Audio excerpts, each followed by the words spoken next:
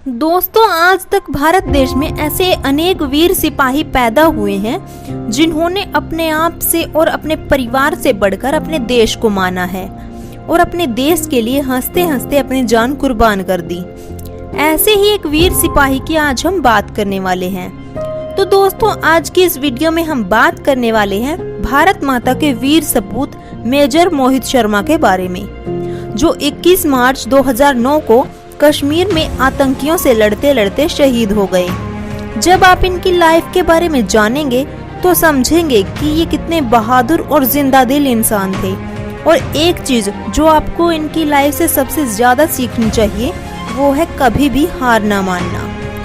एक बार जो कमिटमेंट कर दिया उसे हर हाल में पूरा करना ही है। तो चलिए शुरुआत करते हैं इनकी जर्नी की। इनका जन्म 13 जनवरी 1978 को रोहतक हरियाणा के अंदर हुआ। इनके पिता का नाम श्री राजेंद्र शर्मा और माता का नाम श्रीमती सुशीला शर्मा है।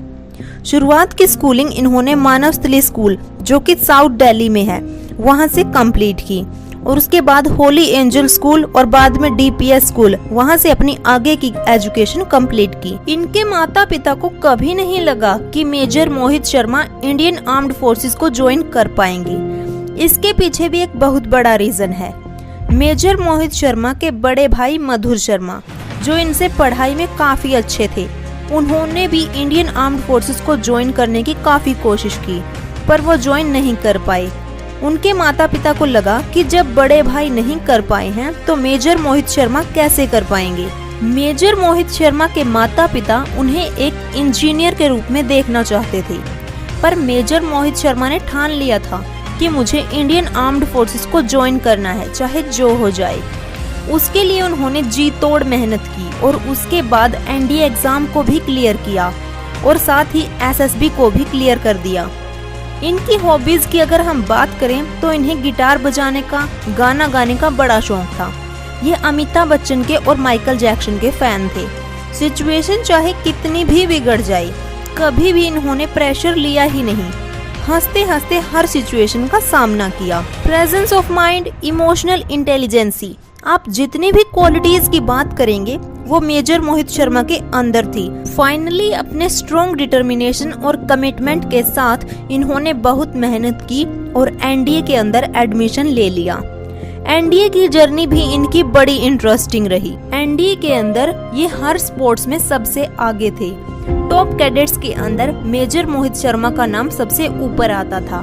आप यकीन नहीं करेंगे, लेकिन इनकी हॉर्स राइडिंग काफी अच्छी थी। कर्नल भवानी सिंह ने इन्हें हॉर्स राइडिंग की ट्रेनिंग दी थी। इतना ही नहीं, इसके साथ साथ स्विमिंग के साथ साथ बॉक्सिंग के अंदर भी ये चैंपियन थे। फाइनली 3 साल तक का एनडीए का सफर इन्होंने बहुत अच्छे से कंप्लीट किया। इनकी इसी एक्सेलेंस की वजह से एनडीए के बाद इन्हें आईएमए में, मतलब कि इंडियन मिलिट्री एकेडमी में भी बीसीए यानी बटालियन कैडेट एजुटेंट की रैंक से भी सम्मानित किया गया। Finally major Mohit Sharma commissioned हुए और उन्होंने ज्वाइन किया 5th battalion the Madras regiment को। शुरुआत में पोस्टिंग हैदराबाद रही और उसके बाद 3 साल तक उन्होंने वहां पर सर्विस दी और इस सर्विस के दौरान वो 38 आरआर के साथ कश्मीर के अंदर भी कई ऑपरेशंस का हिस्सा बने। बट मेजर मोहित शर्मा का एम था पैरा एसएफ को ज्वाइन करना और फाइनली उसके बाद मेजर मोहित शर्मा ने 1 पैरा एसएफ को ज्वाइन करने के लिए कड़ी मेहनत शुरू कर दी। काफी कठिन ट्रेनिंग और कड़े परिश्रम के बाद मेजर मोहित शर्मा ने आखिरकार 1 पैरा एसएफ को ज्वाइन कर ही लिया और कश्मीर में कई बड़े ऑपरेशंस को अंजाम दिया।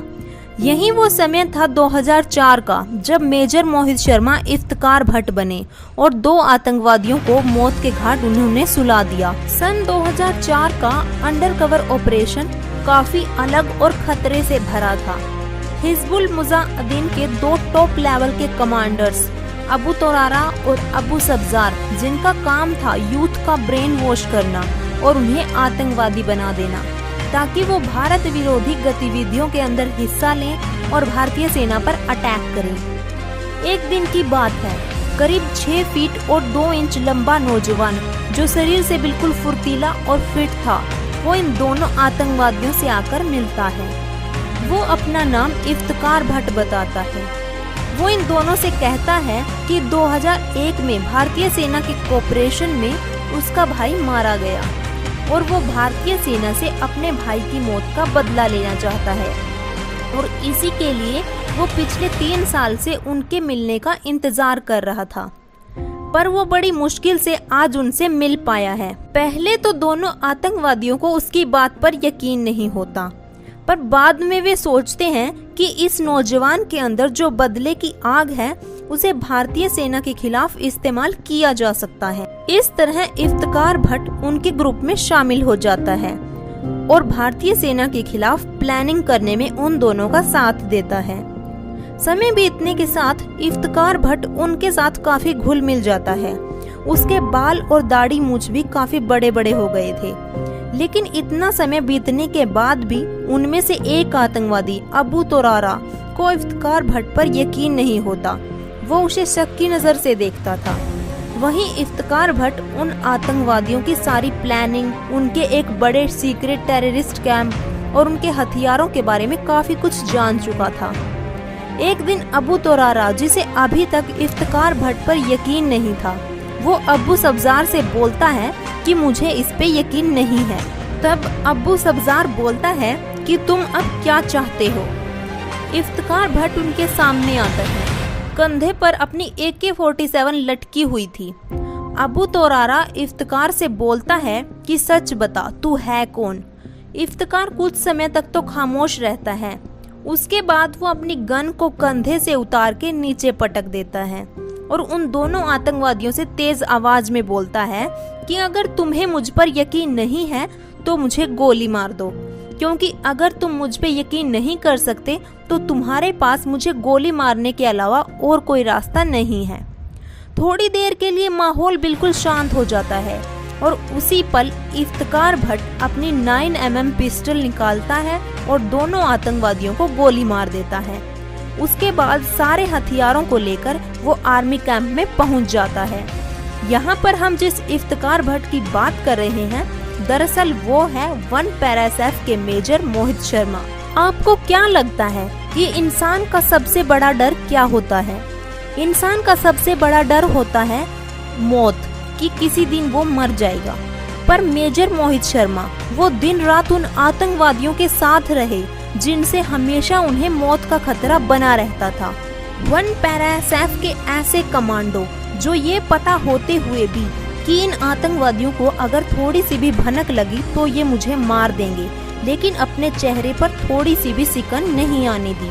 इसी को तो बोलते हैं इमोशनल इंटेलिजेंसी, और यही एक ऑफिसर को आम आदमी से अलग बनाता है।